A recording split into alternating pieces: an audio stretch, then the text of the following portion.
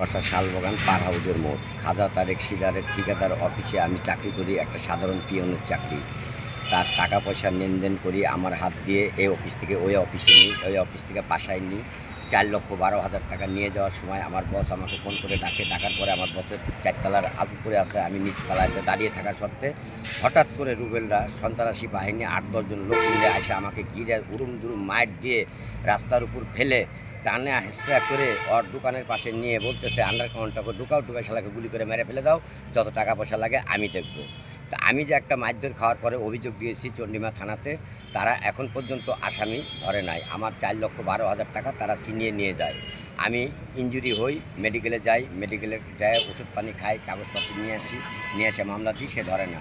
তার কার্যকলাপ হচ্ছে ছোটো ছোটো ছেলেপেলে চোর পুষে বাসায় যারা না থাকে তালা মেরে চলে যায়, তাদের ভেল্টিনিয়ার ভেঙে ঘরের ভিতর ঢুকে তার কাটে চুরি করার পর আবার মনে করেন কিছু চোর আছে তারা তার কাটে, ডিসি ওসি কোনো কিছু দেখে না, তাদের মিটারের তার কেটে নিয়ে ওগুলো পুরাইয়া তার কাছে বিক্রি করে। সে আবার বলে যে পুলিশ প্রশাসন যা আছে আমি দেখবো। রুবেলের ভাষ্য এটা, সে চোরদেরকে বলে।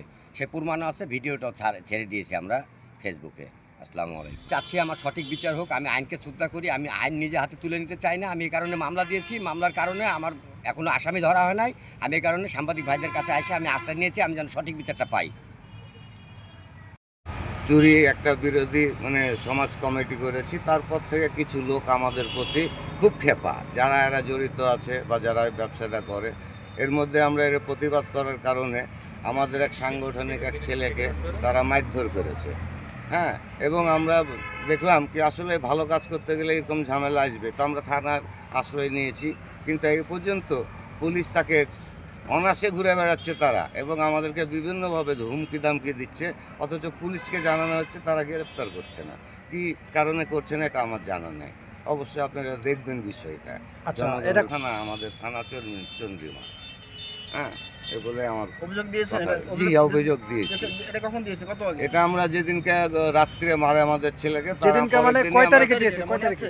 মনে তো না, এটা কয়েকদিনকার ঘটনা। আচ্ছা, 10 তারিখ মনে হয়, 10 তারিখ সম্ভবত, 10 তারিখ দিনে। হ্যাঁ, এখন আপনাদের দাবি চাওয়াটা কি? দাবি চাওয়া অতি লম্বে আর এদের গ্রেপ্তার দাবি করছে আমার এই জনগণের পক্ষ থেকে। আমি যেহেতু আমি ওই সংগঠনের আমি সভাপতি, আমার জনগণের পক্ষ থেকে কালকেও আমরা একটা মিটিং করেছি এই বিষয়টা নিয়ে, কি আমরা কীভাবে এগুলা প্রতিরোধ করব। এভাবে যদি ওদের অন্যায়ের ভাগে ওদেরই যদি পক্ষে বিভিন্ন উচ্চ মহলের কিছু লোক প্রশাসন যদি এভাবে তাদেরকে ছাড় দেয়, তাহলে তো আরও সাহস পেয়ে যাবে, তারা আরও খারাপ কাজ করতে পারে। নাম মনে আছে? নাম রুবেল আছে, আরও সাথে অনেকে জড়িত আছে।